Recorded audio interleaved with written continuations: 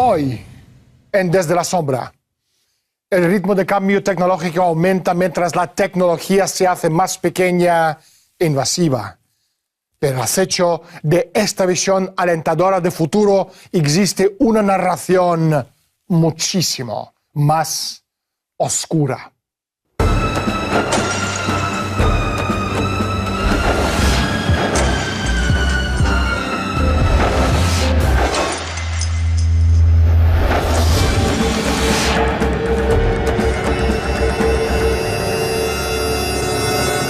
Un grupo autodenominado los transhumanistas suena con una época en que las computadoras se han vuelto tan poderosas que la humanidad decide fusionarse con ellas. Primero, aceptando el perfeccionamiento cada vez más tecnológico de sus cuerpos antes de que finalmente se fusionen con las máquinas. ¿Qué significa transhumanismo? Y aún más, ¿a dónde vamos? A un mundo en que el control de la tecnología en manos de unos pocos reemplace a la humanidad. Hoy, en Desde la Sombra, hablaremos con James Corbett, un experto en alta tecnología. Pero primero, salgamos a la calle y preguntamos a la gente su opinión, lo que significa transhumanismo para el futuro de la humanidad. Transhumanismo, pues supongo que llevar el humanismo desde un sitio a otra parte. Ni idea, ni idea. No lo sé. Transhumanismo, lo podríamos definir como franquear lo que hoy conocemos como clásica frontera de lo humano. Pongamos que hacer lo que no podíamos haber hecho, conocer fácilmente lo que antes nos costaba mucho hacer, borrar fronteras al ser humano, ir un poco más allá. Los avances tecnológicos no son el fin del mundo, sino solo una semilla para el cambio. James, ¿cómo entiendes los avances tecnológicos para el futuro de la humanidad? Creo que hay dos formas de entenderlo y que nos han vendido literalmente la idea de un avance tecnológico como una idea intrínseca. Así que se puede pensar simplemente en el desarrollo de la tecnología, desde las computadoras que ocupaban una habitación entera, las computadoras de escritorio que pueden realizar un montón de funciones, hasta computadoras que pueden caber en el bolsillo. Y ahora estamos llegando al punto de que las computadoras pueden ser portadas en las gafas o en la cara. Esto pasa en espacios virtuales como en espacios reales. Y muy pronto creo que en el punto de esta tecnología que mucha gente ve, es que esta tecnología será tan pequeña hasta el punto de estar dentro de nuestro cuerpo. Suena como fantasía de ciencia ficción hablar de chips cerebrales e implantes y cosas así, pero creo que es algo que ya se ha ideado y algo que ya ha avanzado hasta cierto punto. Hay tecnologías que interactúan con el sistema nervioso humano directamente. Así que llegando al punto de esta fantasía de ciencia ficción, no creo que la gente haya pensado mucho sobre las implicaciones que esta decisión tiene y cómo pueden poner freno a este proceso antes de que empiece literalmente a cambiar el sentido de lo que realmente es humano. Existe una brecha creciente en los conocimientos de tecnología entre los que tienen el dinero para comprar la tecnología y el resto de la gente que no se lo puede permitir. James, ¿cuál es tu opinión sobre este aspecto? Hay una gran diferencia entre esas tecnologías, así que puede imaginarse lo profundo que será ese abismo y lo importante que será cuando hablemos de tecnologías que literalmente empiezan a alterar a las personas, su mente, su cerebro, incluso su genética. Cuando empezamos a hablar de nanotecnología y de tecnología que literalmente se introduce en tu cuerpo y empieza a temporizar con su ritmo genético, estamos hablando de cosas que están tan lejos de nuestra experiencia y difíciles de entender. Pero realmente van a empezar a exteriorizarse a un nivel fundamental.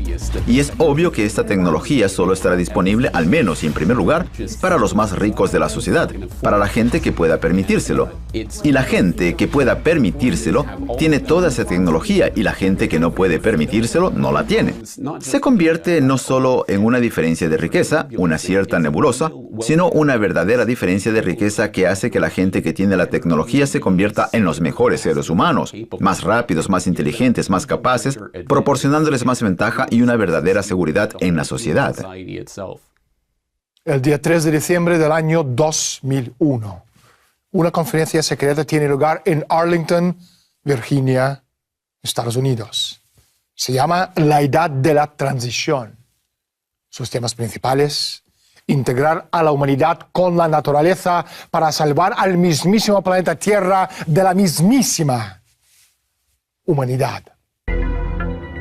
Los temas presentados en la conferencia se centran en la robótica, la cibernética, la inteligencia artificial, la prolongación de la vida, el perfeccionamiento del cerebro, la interacción del cerebro a cerebro, la realidad virtual, la ingeniería genética, la teletransportación, las interfaces hombre-máquina, la ingeniería neuromórfica y el mejoramiento de la capacidad humana para la defensa. El objetivo central de la conferencia es mejorar el rendimiento humano. La convergencia tecnológica se dio como una respuesta a todos los problemas del mundo mundial. Desde el punto de vista tecnológico, bueno, pues a la vista está que esto es un lío, y esto no hay quien lo pare. Entonces lo veo más loco que hoy todavía, ¿no? Como siga así, muy avanzado, yo creo. Hombre, pues supongo que habrá avanzado más que ahora, ¿no? Sería un mundo totalmente distinto, hoy no me cabe en la cabeza. De 50 años, tecnológicamente, magia. La élite tiene grandes planes para el futuro. Planes prometeos. Lo malo es que nosotros, el pueblo, no estamos invitados a la fiesta.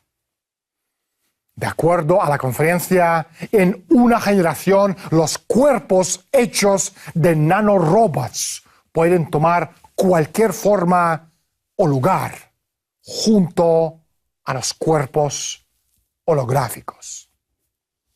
Llegado el año 2045, vamos a ver cambios drásticos en la estructura social. La prioridad principal de este desarrollo es la superación personal espiritual. Una nueva era amanece. La era de la neo-humanidad. Una mente colmena, un cerebro colectivo. Hay algo aquí que no encaja. ¿Y qué pasa con las personas? Con nuestra chispa divina de la razón que actúa en contra de lo colectivo.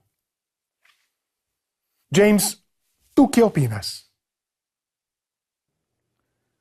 Vamos a llegar al punto de que estas tecnologías sean impulsadas por tecnologías que a su vez están literalmente implantadas en el cerebro de las personas para tener acceso inmediato a Internet y comunicación instantánea con cualquier persona en el planeta. Lo que una vez más suena como una maravillosa visión utópica, pero si lo observamos empieza realmente, fundamentalmente, a alterar nuestras formas de interactuar con otros seres humanos y todo el mundo lo ha visto en su vida diaria, donde no podemos realmente interactuar con las personas en la calle ya, porque todo el mundo va hablando con sus teléfonos inteligentes o están entretenidos con sus aparatos tecnológicos. En el futuro, la interacción humana se va a convertir en algo escaso, en algo raro. El hecho de hablar cara a cara. La gente va a empezar fundamentalmente a alterar la idea de lo que es una red social e interactuar en un verdadero espacio social. Y eso es justamente una de las ramificaciones de esto. Pero, como se ve, empieza realmente a despertar nuestra idea de que lo que es un ser humano.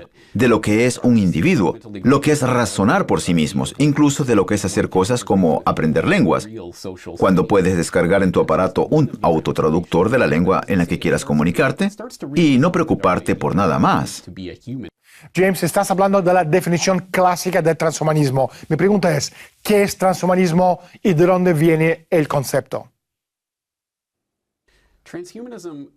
Transhumanismo. La palabra fue acuñada en 1957 por Julian Huxley y Julian Huxley era el hermano de Aldous Huxley, el autor de Un Mundo Feliz, una novela muy famosa de ciencia ficción sobre un mundo futuro donde todos están condicionados desde su nacimiento a ocupar un lugar en la sociedad y todo el mundo es básicamente arrastrado a la aquiescencia en un sistema teórico en el que la gente ni siquiera se da cuenta de que es una tiranía.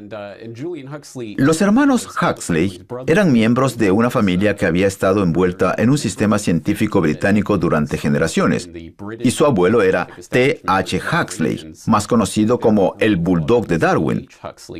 Y todos estos familiares respaldan una filosofía llamada eugenesia, que incluso es una disciplina científica que fue desarrollada por Francis Galton, primo de Charles Darwin, a finales del siglo XIX.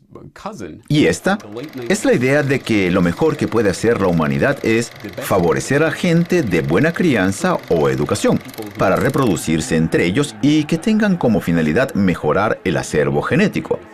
Y la gente probablemente conoce esto mejor a través de la filosofía nazi propuesta por estos en la Alemania fascista. El transhumanismo es el sueño de alta tecnología de la élite a utilizar avances radicales en la tecnología para perfeccionar el cuerpo humano, la mente y, en última instancia, la experiencia humana. Los transhumanistas tienen el deseo de convertirse en lo que ellos llaman posthumano. Y posthumano es alguien cuyas prestaciones corporales y cerebrales han sido modificados hasta el punto de que ya no pueden llamarse humanos. Ellos se han transformado en un ser totalmente nuevo. De hecho, esto es exactamente como lo entendieron las poderosas fundaciones estadounidenses como la Fundación Rockefeller, la Fundación Carnegie y la Fundación Macy. La capacidad de hacer máquinas de actuar como seres humanos y la capacidad de tratar a los humanos como máquinas. La realización final del viejo objetivo fabiano de H.G. Wells de un orden mundial científico en el que todo es tan limpio como una ecuación diferencial y las cosas impredecibles como la creatividad humana, que nunca estropea las cosas. ¿Qué tan real es? Pocos son conscientes de los avances constantes de la tecnología. Por ejemplo, las interfaces neurochips, chips de computadoras para ser conectados directamente al cerebro, se están desarrollando en estos momentos.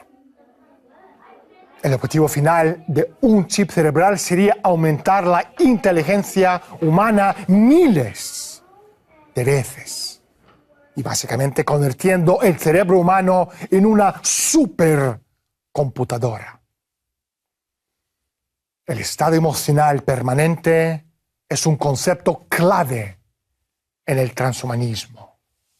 Y esto se puede lograr a través de la recalibración de los centros de placer en el cerebro usando microchips cerebrales, que sería un método más limpio y más seguro que las drogas que alteran la mente.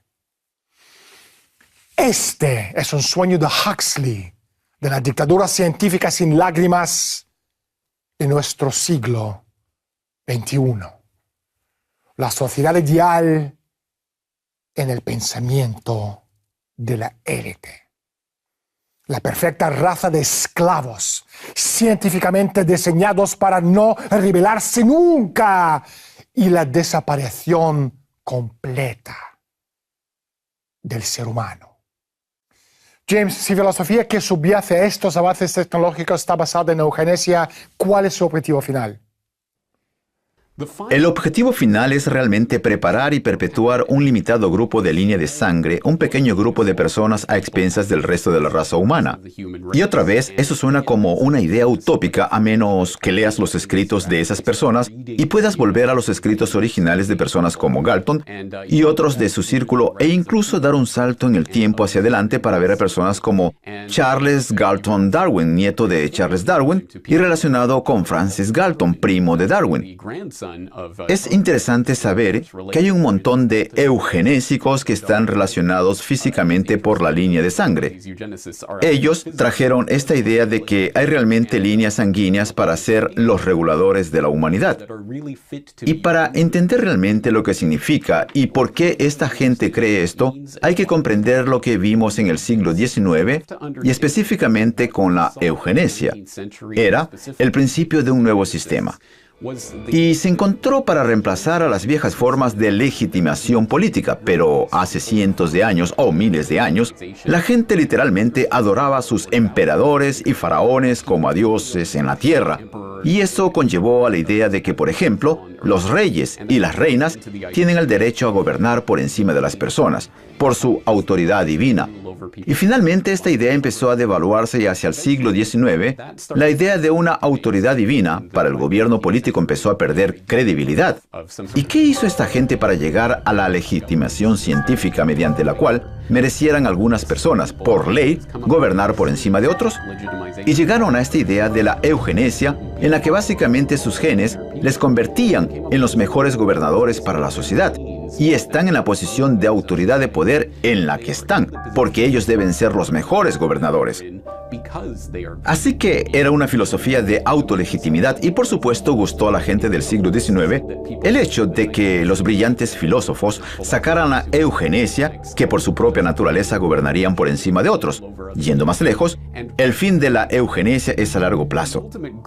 Tener el mismo grupo, la misma línea de sangre, la misma gente, literalmente gobernando por encima de la humanidad. No solo en un sentido social, sino también en un sentido tecnológico, al convertirse en transhumanismo. Por primera vez en la historia, la élite siente que tiene la oportunidad de robar el fuego de los dioses. James, ¿tú crees que la élite se siente ya dioses? Yo creo que ellos ahora piensan que tienen razón y en el sentido de que lo tienen a su alcance. Y creo que de eso se trata. Esa es la razón por la que, por ejemplo, Aldous Huxley tituló su discurso en 1962 en la Universidad de Berkeley La Revolución Final. Porque sostuvo que como especie, como civilización, como especie humana, estamos viviendo una revolución que no se parece a ninguna otra en la historia. Porque esta es una revolución final. No será posible otra revolución una vez que haya una élite capacitada para controlar los cerebros y la maquinaria de esta subclase humana tecnológica. Y creo que esa es la forma en la que esta tecnología va a ser implementada y usada, lo que implica un nivel de control para la gente que programa, controla e implementa la tecnología a los más altos niveles. Todo no, pero muchísimo sí. Si lo quieren saber, lo van a saber. Pues probablemente, porque yo creo que muchos datos están en Internet y ahora mismo todo el mundo tiene todos sus datos en Internet. Sabe mucho. Lo que no sé es cuánto es mucho, pero es mucho. Quizá más de lo que me imagino. Y es un tipo de control divino, o lo que ellos piensan, que podría ser un control de tipo divino sobre ellos mismos y sobre todos los demás en la sociedad. Y es nuevamente la búsqueda de la inmortalidad, la búsqueda para hallar la espiritualidad o la trascendencia del propio cuerpo humano. Y están tomando un camino científico o tecnológico para lograr este objetivo. Para alejarse de esa oportunidad ahora, dejar de perseguir un futuro en el que la tecnología y la biología se combinan, dando lugar a la promesa de una singularidad, significaría negar la esencia misma de lo que ellos son. La singularidad es una era en la que la inteligencia colectiva de la humanidad será cada vez más no biológica y billones de veces más poderosa de lo que es hoy en día. El nacer de una nueva civilización a través de medios tecnológicos que nos permitan trascender nuestras limitaciones biológicas y ampliar nuestra creatividad. La singularidad se producirá en el punto en el que la inteligencia artificial sobrepasa las capacidades del cerebro humano. Mediante el uso de la genética aplicada, la ciencia será capaz de mejorar la raza humana. Lo que muchos no saben es que este concepto no es nuevo. El transhumanismo nació de humanismo, que es otro disfraz inteligente del cientificismo, creado sobre todo para que las operaciones globales de la eugenesia puedan llevarse a cabo sin que la masa sucia, nosotros, nos demos cuenta. La mente colmena es crear una inteligencia totalmente nueva a través de la existencia simbiótica. James, ¿qué clase de especies habitarán la Tierra en el próximo siglo y medio? Esa es una muy buena pregunta. Si los transhumanos hubieran hecho su camino, no habría especie humana, sino alguna suerte de especie híbrida o simplemente una especie de computadora basada en silicona. Suena como ciencia ficción, pero el objetivo final de estas personas es poder transferir su conciencia a las computadoras, a las máquinas. Y creen que su conciencia va a vivir para siempre. El componente físico de su cuerpo no es tan importante para ellos. Son la clase de gente que no tiene problemas en modificar o adoptar cualquier tipo de modificación tecnológica. Así que, ¿por qué no deshacerse de ese frágil cuerpo humano? Cuando hay tantas actualizaciones tecnológicas, ¿qué puedes hacer con él? ¿Y por qué no moverse directamente y en forma completa hacia las máquinas? Así que el único y verdadero objetivo de las personas que piensan que se van a fusionar con las máquinas es erradicar la vida biológica para poder perpetuar su vida en el ciberespacio. Así que la discusión pasa por si habrá o no algo humano que permanezca al final de este proceso, o si simplemente serán máquinas interactuando con otras máquinas. Más que nada eso segundo que has dicho. La gente con implantes que parece un Terminator, ¿no? Hombre, yo creo que los implantes, por ejemplo, para mejorar tus capacidades físicas, o por ejemplo si eres paralítico, necesitas un... Sí, ahora mismo están funcionando y yo creo que funcionarán, pero ya más allá, como para mejorar tus capacidades intelectuales, yo creo que eso es un poco ciencia ficción todavía, ¿no? Cuanto más que lo estamos haciendo las máquinas se parezcan al hombre, más el hombre se parecerá a las máquinas. En menos de una generación, la humanidad se fusionará por completo con la tecnología mediante la subida de la conciencia individual a una realidad virtual. En 2030, los planes ya están en marcha para crear ReBrain, un proyecto herculino de ingeniería inversa del cerebro. Los científicos están convencidos de que para el año 2035, el primer intento exitoso de transferir la propia personalidad a un ser alternativo se llevará a cabo. Comienza la época de la inmortalidad cibernética. Una vez descargada la conciencia, uno podría vivir para siempre dentro de una realidad generada por una computadora sin la necesidad del cuerpo físico. En esta máquina, el individuo podría unir su inteligencia con la inteligencia colectiva de todos los demás en una realidad digital, convirtiéndose en un ser superinteligente. Este concepto se conoce popularmente como la mente colmena, que se refiere a la inteligencia colectiva gigante que se crea cuando personas en todo el mundo unan sus cerebros junto con la tecnología. En otras palabras, la creación de una nueva inteligencia a través de la existencia simbiótica. James, una última pregunta. ¿A qué se parece el futuro del mundo en los próximos 25 años? Pienso que la próxima generación tendrá que pagar el precio de nuestra negligencia con relación a este tema en nuestra sociedad y por todas las cuestiones que hemos descartado a la hora de tener que buscar una resolución. Entonces, las decisiones en torno a lo que significa ser humano y qué tipos de actualizaciones son aceptadas y cuáles son potencialmente el fin de la especie humana, ¿por qué es importante preservar la especie humana? ¿De qué modo puede ser preservado lo que significa el ser humano? Todas esas cuestiones que suenan filosóficas, etéreas, son problemas significativos que el hombre tendrá que enfrentar en las próximas décadas cuando ese tipo de tecnología llegue al mercado y la gente comience a tomar decisiones. No creo que sea difícil vender este tipo de tecnología a la gente, pero va a haber alguna suerte de conflicto ideológico y tal vez físico entre la gente que está convencida que se fusionará con las máquinas y la gente que piensa que esto está yendo en dirección equivocada y que la humanidad no debería encaminarse en esa dirección.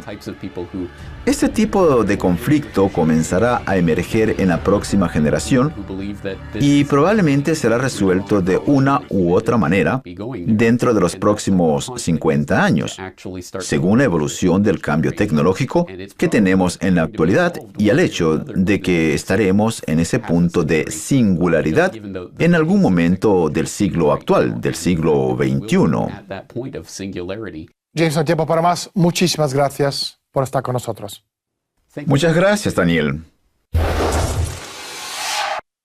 La prolongación de la vida, la singularidad y la promesa de la edad del oro. Posthumano, una palabra que no debe tomarse a la ligera, ya que implica el fin de la raza humana. ¿Hemos de creer en tal cosa? ¿Estamos siendo guiados por el camino al infierno proverbial? ¿Quién tiene la autoridad moral para tomar una tal decisión? Soy Daniel Stulin. Bienvenidos al mundo de Humo Espejos. Gracias otra vez por estar con nosotros y hasta la semana próxima.